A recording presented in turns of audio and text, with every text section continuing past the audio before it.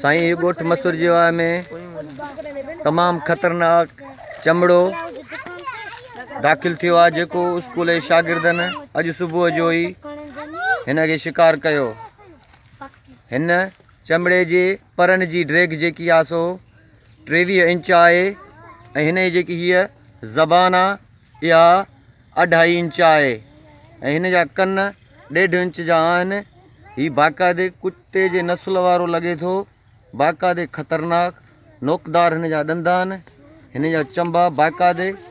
हीउ ॾिसो केतिरो ख़तरनाक चमड़ो अॼु मसूर जीवा में दाख़िल थियो आहे, जेको स्कूल जे ॿारनि अॼु हुनखे शिकार कयो।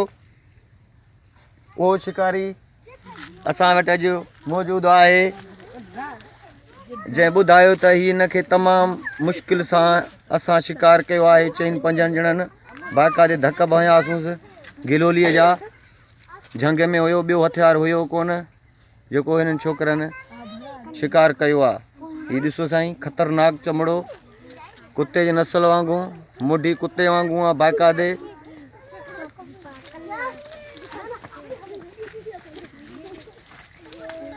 तो शिकार कयो। हाँ साईं, हीउ तव्हां किथां शिकार कयो साईं? ऐं वण ते वेठो पोइ तव्हां असांखे गिलोली हणी, असां लाइ त पखी आहे। हा, पोइ ॾिठोसीं त चमड़ो। तव्हां त पोइ हैरान थी विया हूंदो त हेॾी भला परेशान थी वियासीं असां। सही सही। पोइ हिन तव्हां असां ॿिया बि गॾु हूंदासीं हमरा? हा साईं, ॿिया बि निकितल आहे शिकार। तव्हां त कुझु हमलो बमलो कयो हिन? न न, वण ते वेठो। अच्छा, महिरबानी साईं। हीउ 4 शिकारी आहिनि ॿिया, जंहिं जेको आहे हीउ शिकार कयो आहे ऐं अचे पंहिंजे स्कूल में पंहिंजे उस्ताद खे ॿुधायो साईं हीउ नुक़सानकार आहे, जेको ॿारनि ते हमिलो करे सघियो पिए बाक़ाइदे।